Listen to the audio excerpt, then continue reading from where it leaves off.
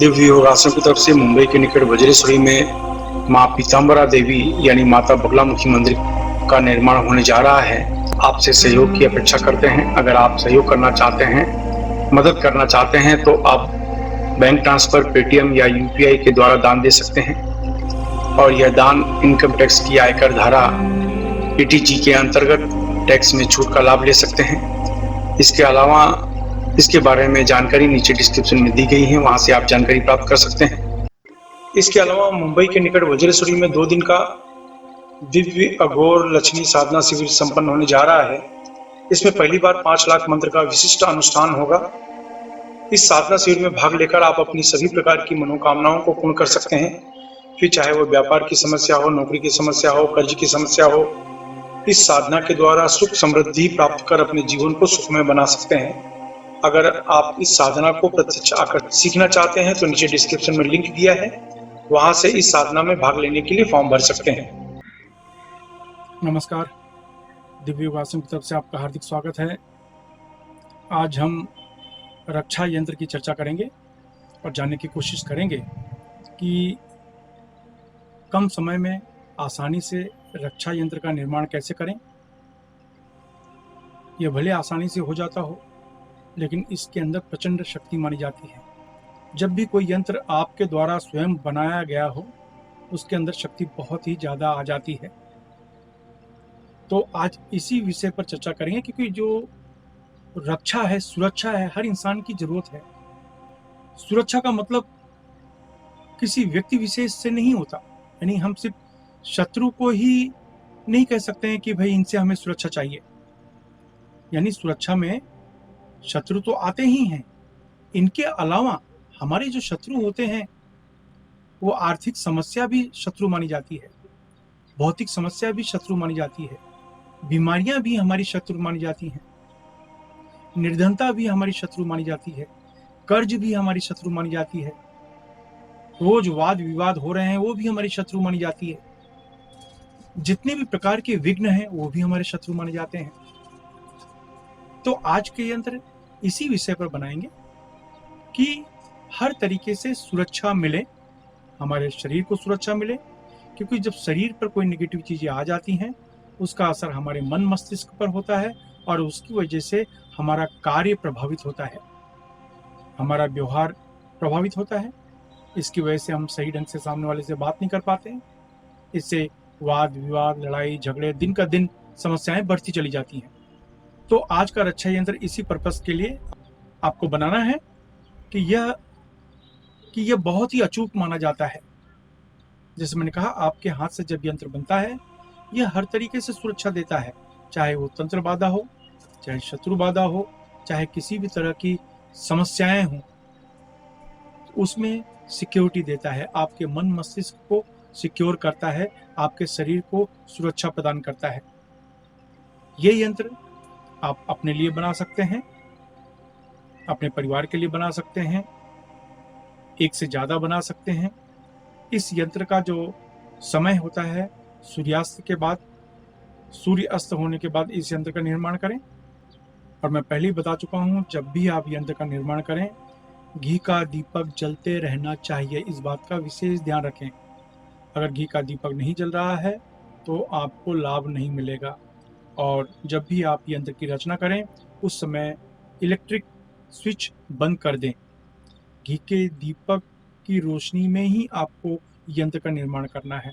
तो आइए चलते हैं, देखने की कोशिश करते हैं कि इस यंत्र बनाने के लिए क्या क्या सामग्री की जरूरत पड़ेगी। जैसे पहला तो यह है, ये घी का दीपक जलते रहना चाहिए। दूसरा यह है कि हमें चाहिए कनेर की कलम। अगर कनेर की कलम नहीं है तो अगरबत्ती का उपयोग आप कर सकते हैं। इसके बाद चाहिए थोड़ा सा नमक। इसके बाद आचमनी चम्मच, कटोरी स्याही तैयार करने के लिए। इसके बाद चाहिए गंगा जल। इसके बाद चाहिए अष्टगंध और इसके बाद चाहिए भोजपत्र। ये देख रहे हैं, ये भोजपत्र है। ये दुनिया का सबसे सेंसिटिव कागज माना जाता है। अगर आपको भोजपत्र नहीं मिल रहा है तो सामान्य कागज का उपयोग कर सकते हैं, लेकिन अगर आपके पास भोजपत्र है तो ये सबसे ज़्यादा उत्तम माना जाएगा। अगर आपको भोजपत्र और कनेर की कलम चाहिए तो नीचे डिस्क्रिप्शन में लिंक दिया है, वहाँ से आप प्राप्त कर सकते हैं। तो कहने का मतलब अगर भोजपत्र है तो ठीक है, अगर नहीं है तो सामान्य कागज चल जाएगा। ठीक है, तो हमारे पास हो गया कलम, कनेर का कलम, अगरबत्ती, नमक, आचमनी चम्मच, गंगा जल। गंगा जल भी ना हो तो उसकी जगह पर पानी का उपयोग कर सकते हैं आप, सामान्य जल का उपयोग कर सकते हैं। इसके बाद अष्टगंध, और ये अष्टगंध भी आपको दुकानों में आसानी से उपलब्ध है, इसलिए इसमें भी चिंता करने की कोई ज़रूरत नहीं है। इसके बाद ये भोजपत्र और घी का दीपक जलते रहना चाहिए, इन चीज़ों की आवश्यकता होगी। अब हम शुरुआत करते हैं। शुरुआत में जो सबसे पवित्र और सबसे तीव्र और सबसे अचूक जो एक मंत्र माना जाता है सुरक्षा का, उसको हम लोग कहते हैं ओम हुम फट। ये हुम शब्द है, जब बार बार अगर आप हुम शब्द कहेंगे तो इसका असर आपके नाभि में होता है। नाभि में अगर बार बार झटका लगता है तो इससे जो कंपन पैदा होता है वह आपके मन मस्तिष्क के स्वभाव, आपका नेचर, आपकी आदतों को बदलने में मदद करता है। जैसे कि आप टेंशन में हैं, तनाव में हैं, आप एकदम से निराश हैं, तो यह एक प्रकार का नेचर हो गया, आपके नेचर में इस तरह की चीज़ें आ गई। जब नाभि में झटका आता है तब नेचर पर उसका असर होता है, आपके स्वभाव पर उसका असर पड़ता है। तो आज का जो विशिष्ट मंत्र है ओम हुम फट, इसको यंत्र में रचना जो हम करेंगे, कैसे करेंगे वो मैं आपको बताने जा रहा हूँ। लेकिन सबसे पहले हम क्या करेंगे, चुटकी भर नमक लेंगे। ये देखिए, हमने इतना सा नमक लिया, हमने इसमें डाल दिया। इसके बाद हमने गंगा जल लिया, ये डाल दिया। इसके बाद अष्टगंध लिया,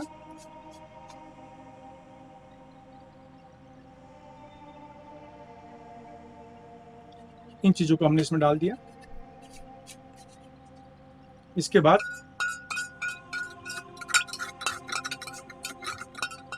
याद रखें, नमक बहुत जरूरी है।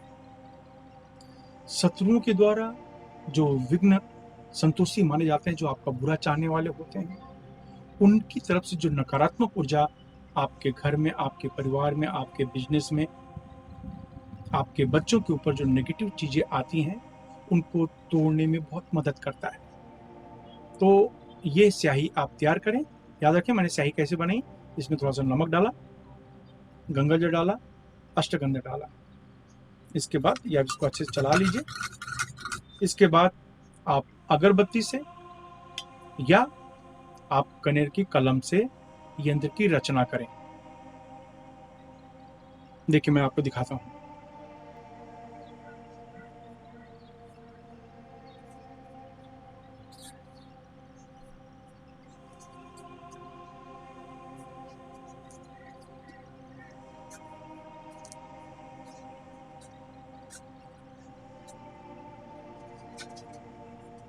ये देखिए,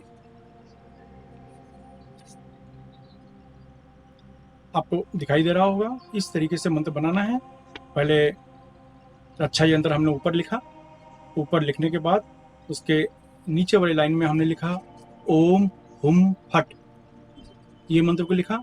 ये लिखने के बाद बीच में त्रिकोण बनाया गया, त्रिकोण बनाने के बाद त्रिकोण के बीच में हुम लिखा गया, हुम। अब उसके नीचे फिर से आप देख लीजिए, ओम हुम फट, फिर से वो मंत्र लिखा गया। ओम हुम फट त्रिकोण के ऊपर और त्रिकोण के नीचे रहेगा, बीच में त्रिकोण बनेगा और त्रिकोण के बीच में हुम शब्द आएगा। ये इस तरीके से आएगा। इसको अगर इसमें कुछ आप देख सकते हैं तो ऐसे भी देख लीजिए, अगर इसमें दिखाई दे तो आपको समझ में आए।